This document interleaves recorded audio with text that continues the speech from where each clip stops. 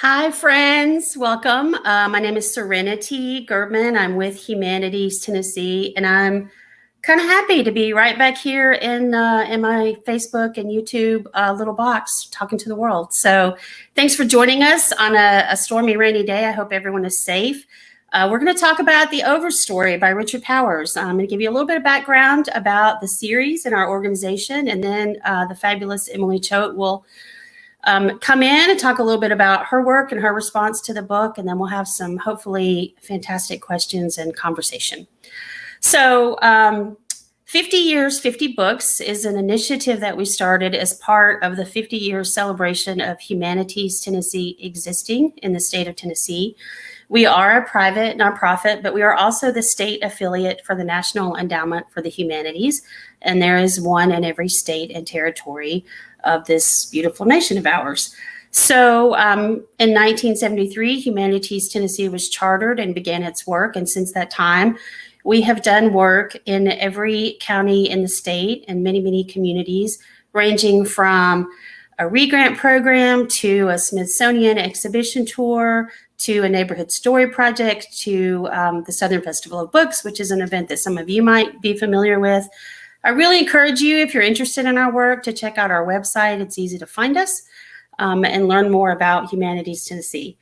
So chapter16.org is doing this series called 50 Years, 50 Books as part of this celebration. And this is our literary website where we cover books by authors in Tennessee, authors touring in Tennessee, provide excerpts, poems, essays. There's a weekly newsletter that's chock full of great information, so please sign up for that. And what we're doing is going back to the early 70s when the organization started and looking at it, just as many books as we could find that have come out of significance in the 50 years since then. So we posted the first 5 books in the series a couple of weeks ago. And I'm not going to leave you in suspense. I'm going to tell you what they are. They are Summer of My German Soldier by Memphis native Betty Green, Chattanooga Poems by Ishmael Reed, Fletch by Gregory MacDonald. You guys might know that very long-running book series, but you might not know that MacDonald lived in Pulaski for many, many years before his death and was a Tennessean. Roots, The Saga of an American Family, arguably one of our most significant books from a Tennessee writer. And Whistle by James Jones, which is the third novel in the author's World War II trilogy. That book is set in Memphis, and it is the last and least known of the trilogy that includes From Here to Eternity and The Thin Red Line. So if you go to chapter16.org, you can find that article. You can read more about these books and about this program. We're excited. Over the course of the next year, we'll be periodically releasing the next 5 books in the list, and we'll be having writers choose a book and do a lengthy piece about it for chapter 16, and then continue to have these live conversations and really get into them and talk about their importance. As part of the first event, we asked longtime chapter16.org contributor Emily Choate to choose one book from the last 50 years from the list that she felt was significant to Tennessee.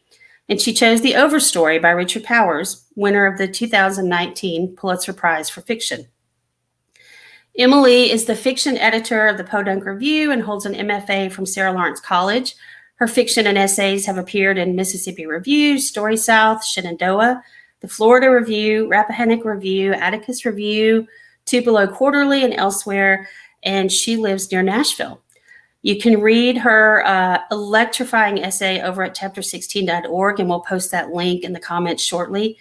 Tonight, she's going to talk about her the book and her response to it, and we invite comments and questions on Facebook and YouTube following her talk or during her talk if you want to get the conversation started.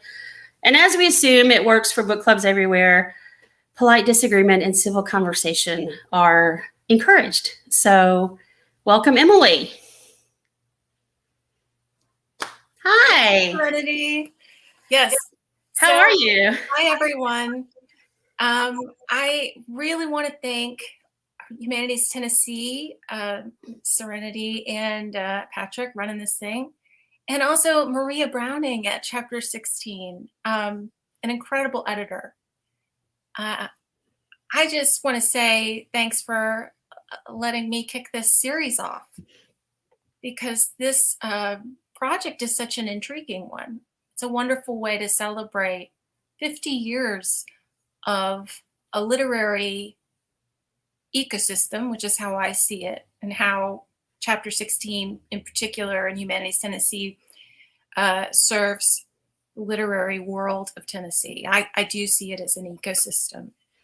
And when I was asked to do this, and I was sent this list, I was, greedy to get this list because I was so interested in what would be picked. Mm. And, Serena, you just mentioned, first off, Summer of My German Soldier, which I almost picked. Because I'm a native Tennessean, I should say, for context. And, I have such memories of, I guess, we wouldn't have said tween at the time, but I was a tween age of reading Summer of My German Soldier and having such a profoundly emotional response to it, which was kind of new for me as a reader. And so it was sort of like book after book. I had, memories associated with them, or they were set in a world, a specific subworld I understood, like William Gay's books and other factors. Mm-hmm. But Mm-hmm. the Overstory was ultimately the one that I chose.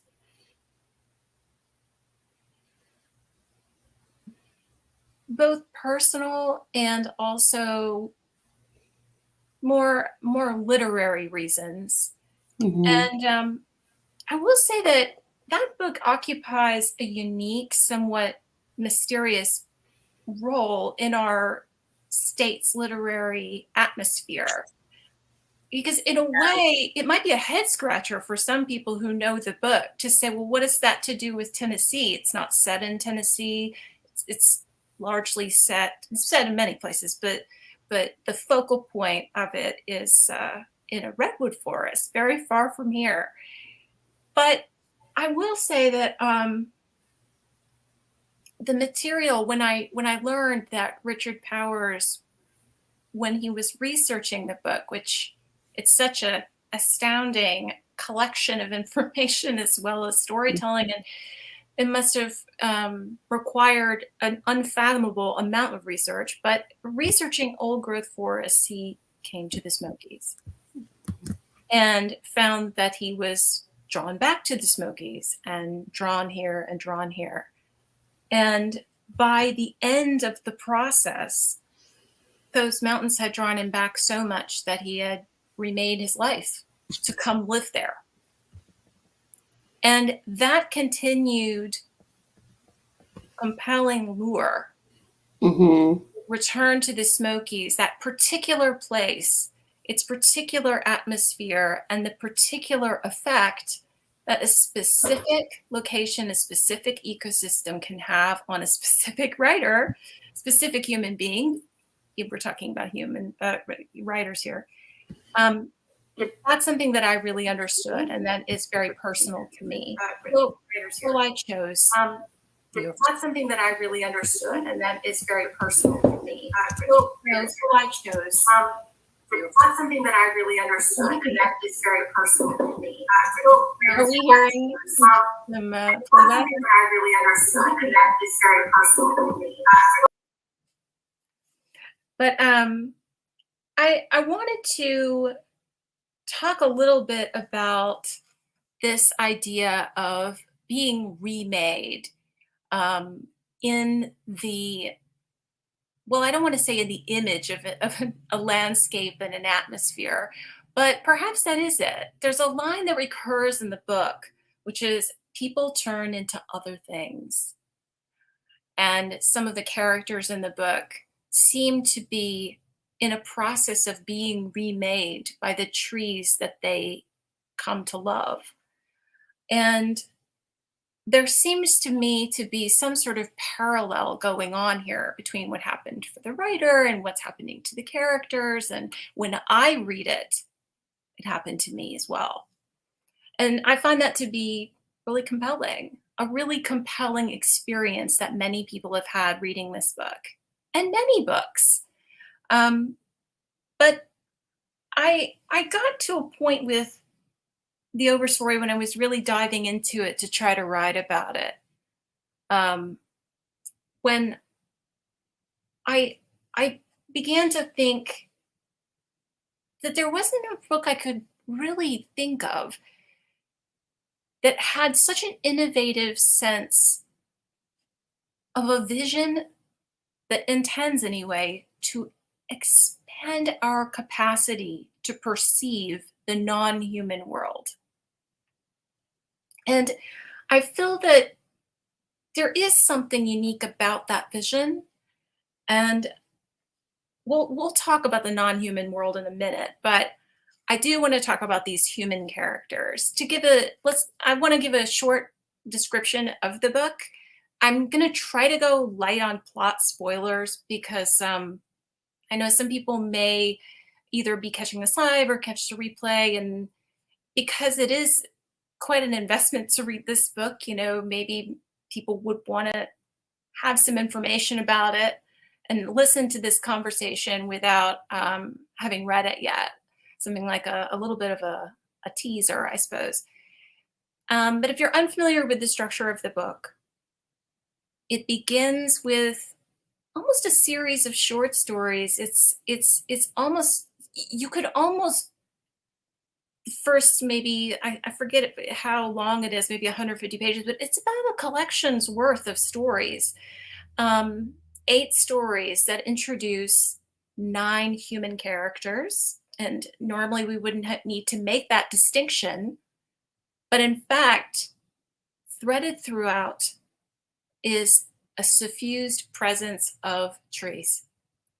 And trees, an interconnected voice and presence that begins the novel with a short lyrical prologue and checks back in with us, giving its voice. But it surrounds, to me, that's how I take it, that the voice of these trees surrounds our 9 human protagonists. Each of these people has had their lives changed, their fate shifted by the presence of trees in one form or another.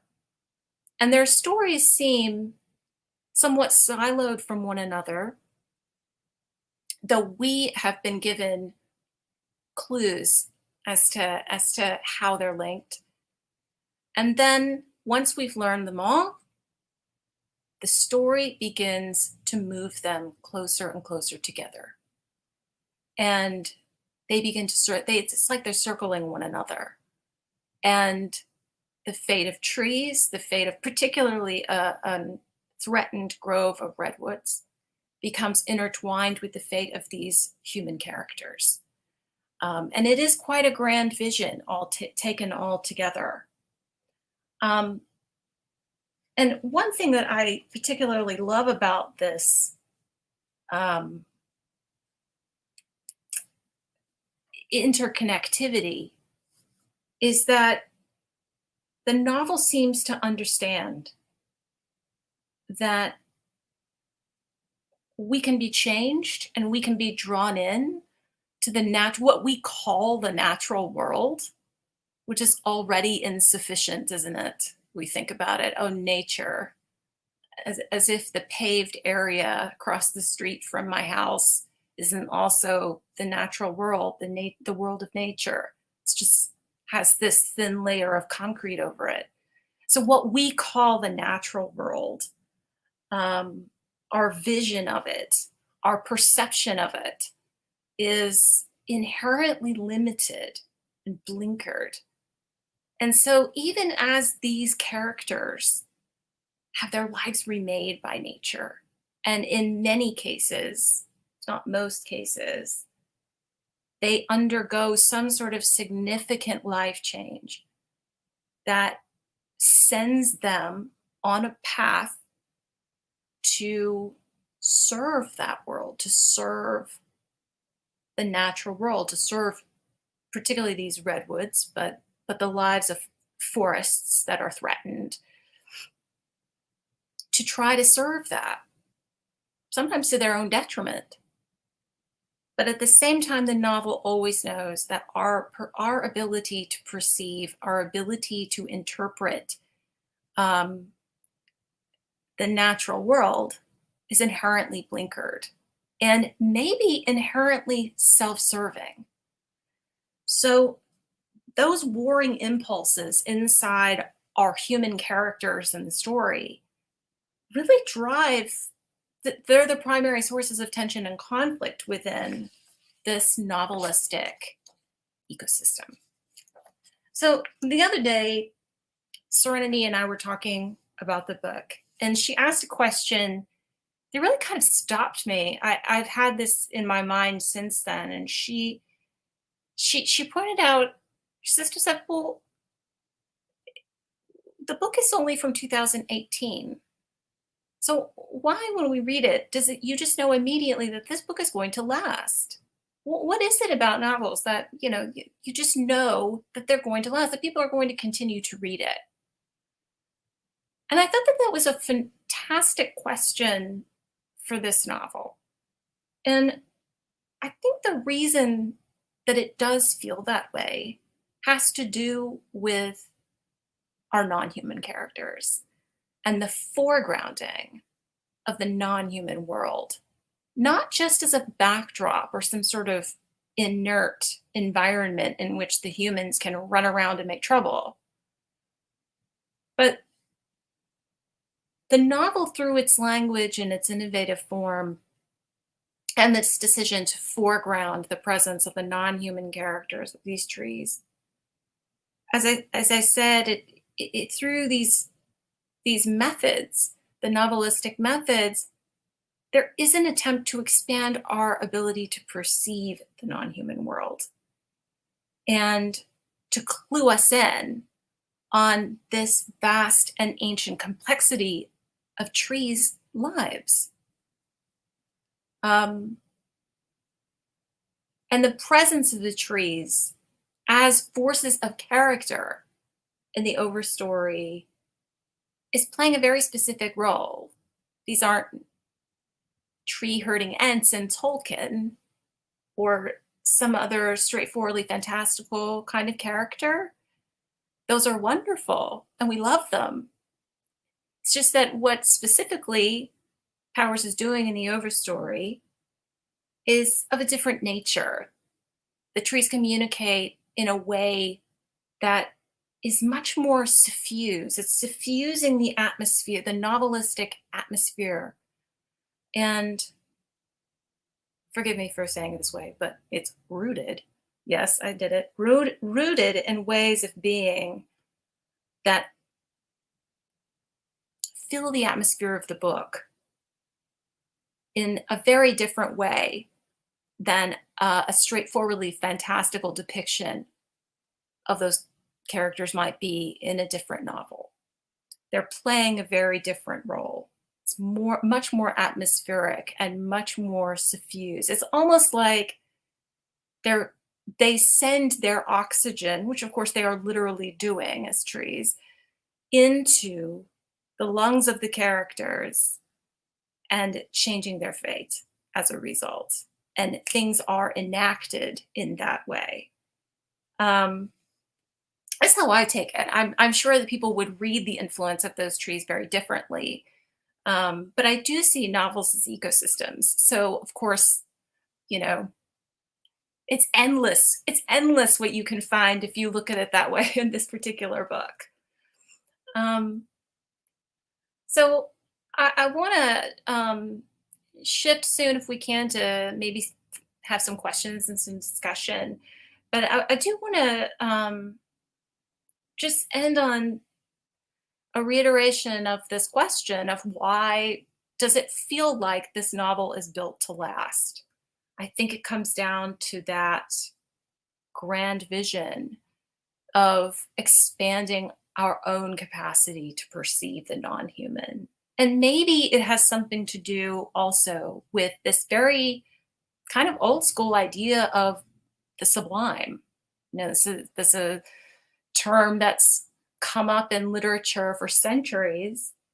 And the sublime is an experience comprised of powerful revelation that's both, it's marbled with beauty and terror, and creation and destruction.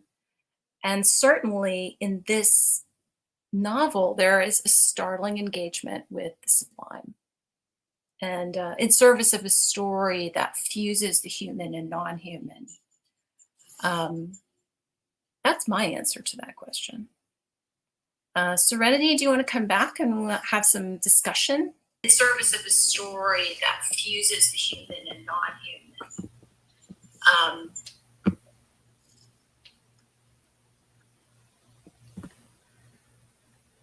That was fabulous. Thank you. Can you hear me, Emily? Yeah. Okay. I'm making sure all my volumes on all my various devices are at the correct levels. So, I'm going to start off with a question that might seem like a little bit of a softball, but we'll see. You've spent a lot of time in the Great Smoky Mountains, and I wonder how important your own familiarity with that part of the country was to your response to the book.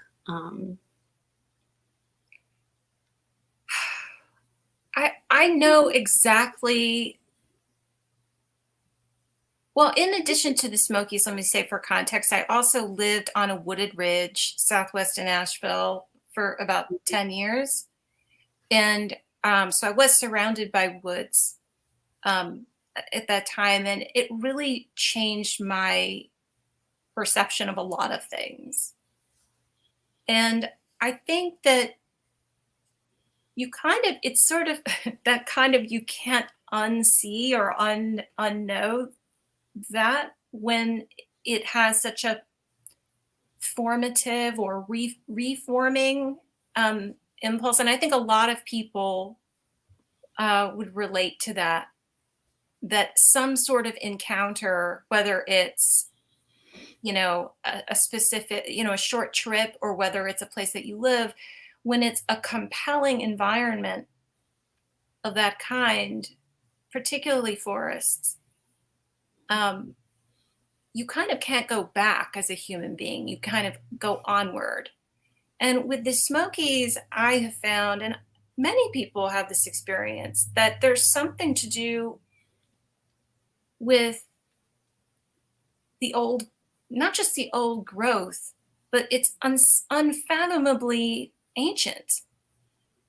And there is something as a writer, when I go there, that unsticks me from time. Mm-hmm. And I think that that's something, when I read the Overstory, that's immediate in the book. So did it feel to you like he was articulating well something you already know and experience, which is so much fun when people do that for us? Well, I will say, and I think I said something like this in the piece, that the human character, I understand these human characters, and they are maddening. I mean, make no mistake, a lot of people are irritated by the book because the people can be maddening. Mm-hmm. But and I respect that. I really respect that. I mean, some of their choices drive me crazy. But I understand them very well, because I know what it's like I just have to get back there. I have to get back there. And I think you and I spoke about this the other day, that when I go to the Smokies, it gives me back to myself immediately. The best of myself is restored immediately. I mean, moments, minutes. I don't understand it, yet it continues to happen.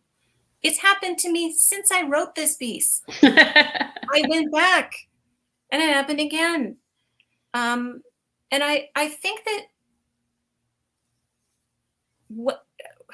there is something, just if that experience speaks to you, you can, if you're of a certain bent, you can become a little overrun by that. And some of us like that. And I think that these characters really like that, or some of them. They're not all the same. Hmm. They're playing different roles in this chamber piece, or not chamber, in this. It's much bigger Hmm. than symphonic. Yeah, Um, absolutely. and I feel like I get that, and that feeling of being overrun and being overwhelmed and being drawn to that is key to appreciating the human characters in the story. Mm. Mm. Yeah, I'm totally with you on that. This seems like a good moment to ask about, because you're a writer, as well as a close reader. Um, and I wonder if you could talk a little bit about the structure of the novel, because the language is very lyrical and beautiful. The structure is quite complicated and I don't want to say rigid, but it definitely follows a clear pattern. Yeah. Did you see that? What did you think about that? The architecture of it intrigues me because in some ways it shouldn't work. Like as I was saying in the beginning, you have a structure where you practically have a short story collection in Hmm. itself. Hmm.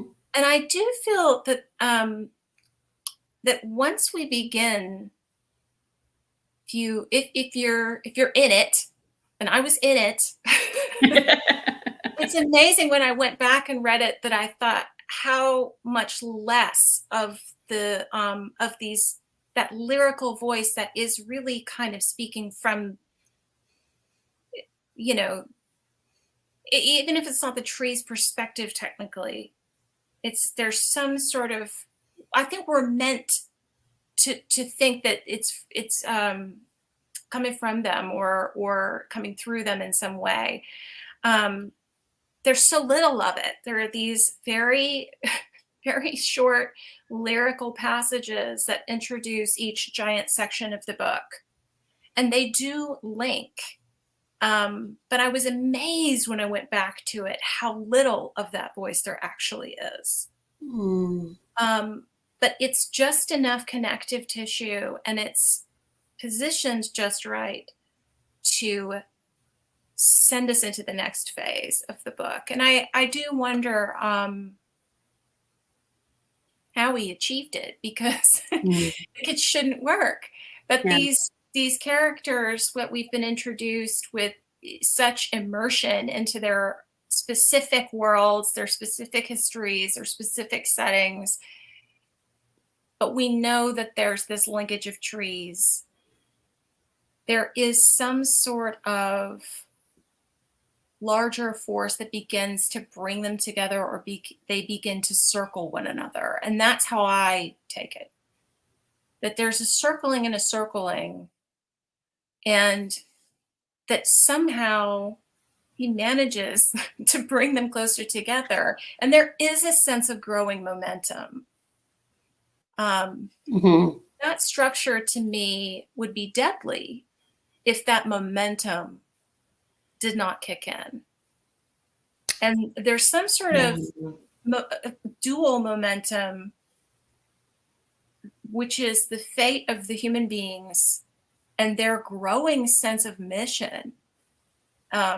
Now, they don't all have the same mission exactly, but they're being sparked into action, or even if it's just an internal action. Um, and then specifically, the redwoods are being threatened, but of course, all environments are being threatened. And the destruction of all habitats is of incredible narrative um, pressure and fueling necessity in the book. So that as our human characters become more and more um, driven by their own sets of convictions, their own experiences, um, and often don't know what to do with them, you know, um, Mhm. their activism is fueled by such intensity, and that gives the book a sense of incredible intensity. Mhm. And sometimes it may feel over the top, but I find in most of us don't know what to do with our feelings about the threatened world that we live in. And Yes, yes. I'm sorry, go ahead. no, but this is exactly, what fuels that incredible structure, Hmm. which needs that necessity, or it would never come together. Yeah, I love your point about the sense of urgency. This sort of moves it forward because I think that does keep you so into it. This takes us to I have a couple of questions. One which is really might seem totally off the wall, but it's related, and that is that um, when I read older books, it seems like often people talk about chestnut trees, and it makes me so sad Yeah. that I've never seen a chestnut tree. And so this connects to because chestnut trees were destroyed by blight, 150 years ago in the United States almost completely. And now they're trying to bring them back. So maybe there's some hope for the chestnuts. But chestnut trees play a huge role in early American novels and in poetry. And I feel, a sadness that I don't know that experience of what apparently was an incredibly majestic and beautiful tree. And I read in, so, connected to that thought is, Richard Powers said in a New York Times piece about the book that its essential question is, why are we so lost and how can we possibly get back? And that's, clearly a reference to climate change. So I wonder, one, have you ever had that kind of experience in reading about, oh, I wish I had seen this place or knew this thing, I feel like I'm missing something important. And then two, maybe we can talk just a little bit about climate change and its um, its importance in the book, and its and I consider this to be part of the reason why the book is going to have such a long life, because it's going to seem very, um, have a lot of foresight in the years to come. Well, I love that you brought up the chestnut trees, because for those who haven't read the book, the flight of the chestnut trees and the terrible history of that blight appears pretty early in the book, and it's beautifully rendered. And I think that section is so important in the book, because it's exactly as you say, that there's a history of grief, but also, this is what I love about it, is that because the non-human world has a different perception of these events than we do, right? So that there is an impersonal element in the destruction as well. And so, whose grief is it? Well, it's our grief that we understand. We can understand it. But that history of the chestnut blight is so important, because you can't help but feel intense wave of grief reading it. And even though, yeah, I wasn't around. Right. And so it's important to set that. I think that it appears quite early, but I think it opens our vulnerability. There's incredible vulnerability in the book. And I think that you have to be able to stay in that space, or you're not going to be able to deal with the book. And when it comes to climate crisis, our vulnerability, when we really engage that subject, our vulnerability is almost unbearable. Mm. But we have to be able to stay in that space, or we can't tell the truth about what's happening. Mm-hmm. And I think that in many activists in many subjects, but certainly in climate crisis, that vulnerability has been there for so long for people who were not being heard. And so what I appreciate about the book is that there's an incredible space that's opened for the legitimacy of that experience and for the necessity of that experience to some degree, Mm-hmm. in order to just tell the truth. Mm-hmm. Yeah, and I wonder, so I feel like there's a burgeoning genre of climate crisis novels. And it almost makes me worry that people will be turned off by the idea, just the same way we might not be ready to read novels about, the pandemic just yet, even though they're starting to come out. How do you encourage the reader to not feel that, it's going to be a bummer all the way through, because it's really not, It's not. And I think that there's the best writing about these subjects, to me, that there's a tension between, between, I hate to use the word vulnerability again, but there's a tension in our vulnerability between wonder and terror. Yes. Yeah. And again, to bring up the sublime, that's what that term describes. I was, we've got storms going on, and we have these enormous native cherry trees. They're incredible to watch in a storm. And I was reminded of the scene in the novel. Two of the characters in the novel become tree sitters in these redwoods, and they're 200 feet up. And the sense of wonder and I'm transported when I read those sections. I had to run and find there's a scene where they have an incredible storm, 200 feet in the air, and they're tossed about.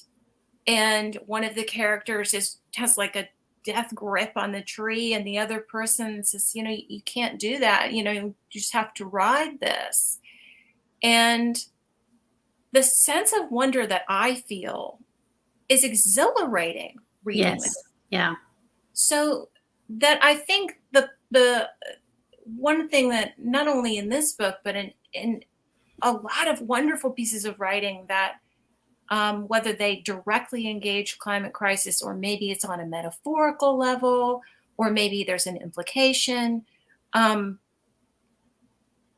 you have to communicate that sense of wonder and that sense of our capacity being expanded, our capacity to perceive our own life, to perceive the fundamental interconnectivity of life, not just our lives, of life. And I think that this novel does a particularly fascinating, innovative job of doing that. Yeah, I completely agree. And I think it's also, on some level, that's just the foundation of fiction, right? Like we're humans, and we want to understand one another. And we want to, learn how to empathize. And I agree with you completely about how well that's done in this book. And I think part of that has to do with, and we haven't really talked about this yet, but, there are 9 major characters. They're all extremely distinct. Some of them share the same, goals or passions. They're all drawn really distinctly and really well. And I think in part that has to be attributed to the fact that, this is a 12th novel. This was, not Richard Powers' first go, so that's a career, defining book in a lot of ways, I think, for that reason. I mean, it must be. I mean, it's a life changer. And I thought about this a lot when I was writing my piece too, that the idea, I don't know what, to deliver that kind of work, I don't know what that would do to a person. But then his next novel, we can talk a little bit about his next novel, Bewilderment, which came out in 2021. Mm-hmm. To me, and there are scenes set in the Smokies. It's kind of bookended by some really stunning scenes in the Smokies. But that book goes into a lot of different territory, and but I'm so touched by it when I consider that how exhausted the effort was. And I think there's even a preface in that novel where he says, I didn't know what, something, I'm paraphrasing, something like he didn't know what to do with it, didn't know what to do with the grief. Yes. And Yes. so Yes. I find that book, I sort of like, oh, he couldn't leave that forest. Right. It's a feeling I understand, right? Right. Yes. So, Well, yeah. I feel like, whatever he does in the future, it's sort of like there has been a reckoning in that body of work. So that even the elements of bewilderment that seem a little bit more connected to maybe previous books is sort of that's a body of work changer.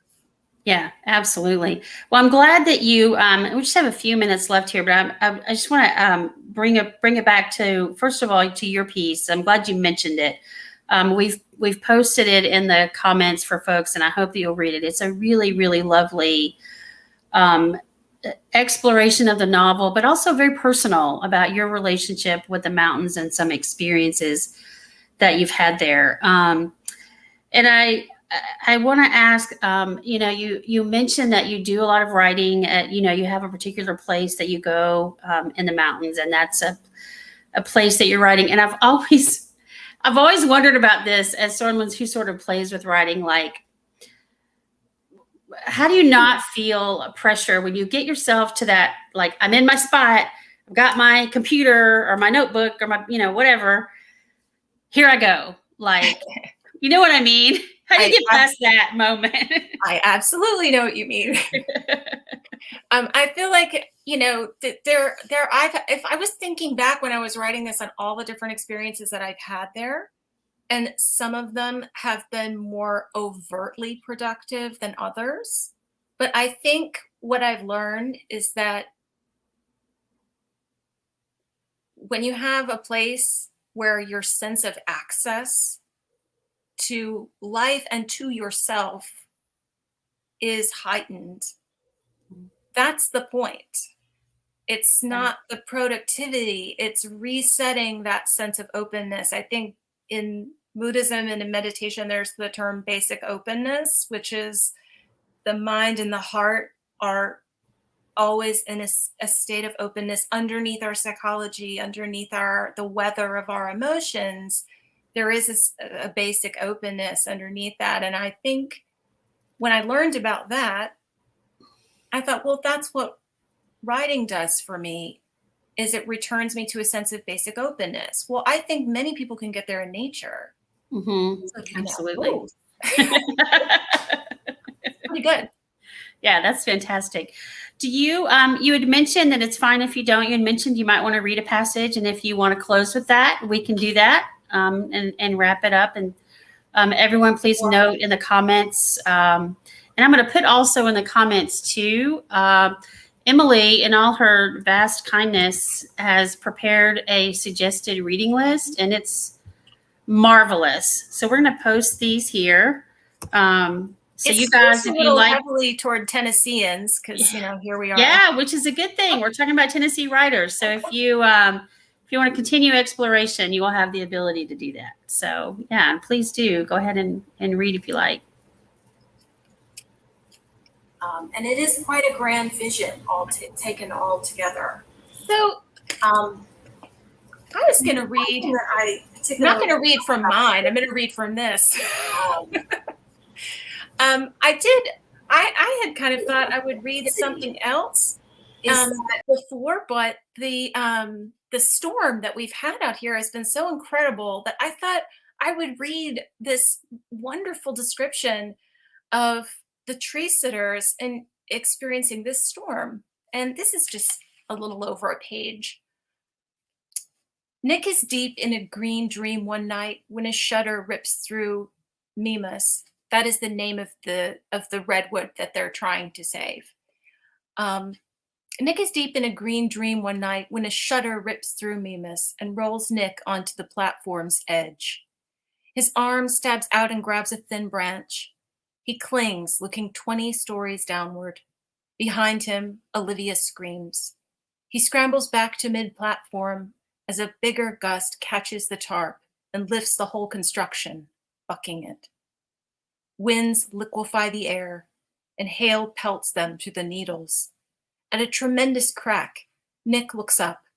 30 feet above his head, a branch thicker than his thigh tears free and crashes down in slow motion, cracking other limbs on its way down. Furious winds cross-check Olivia into Mimas's trunk. She clutches the platform, hysterical. The trunk tips several feet off the vertical, then swings back as far the other way. Nick swings like a sliding weight on the world's tallest metronome. As sure as he knows anything, he knows he's going to die. He's clenched from jaw to toes, clamped to life with all that's left in his body. He'll let go, and the ground will solve everything. Something screams at him through the hail. Olivia. Don't fight. Don't fight. The words slap him, and he can think again. She's right. Clenched, he won't last another 3 minutes. Relax. Ride. He sees her eyes, the crazed green celadon. She sways on the wild bends, limber, as if the storm is nothing. In a few beats more, he sees that it is. Nothing to a redwood. Thousands of these storms have blown through this crown, tens of thousands, and all Mimas ever had to do was give. He surrenders to the rage as this tree has done through a millennium of killer storms, as Sempervirens has done for 180 million years. Yes, a storm topped this tree centuries ago. Yes, storms will bring down trees this size, but not tonight. Not likely. Tonight, the top of a redwood is as safe a spot in this gale as any. Just bend and ride. A howl cuts through the hail-thickened wind. He howls back. Their shrieks turn into a silent laughter. They screech in tandem until all the world's war cries and wild calls turn into thanksgiving. Long past the hour when his clenched fists would have given out, they whoop descant into the storm.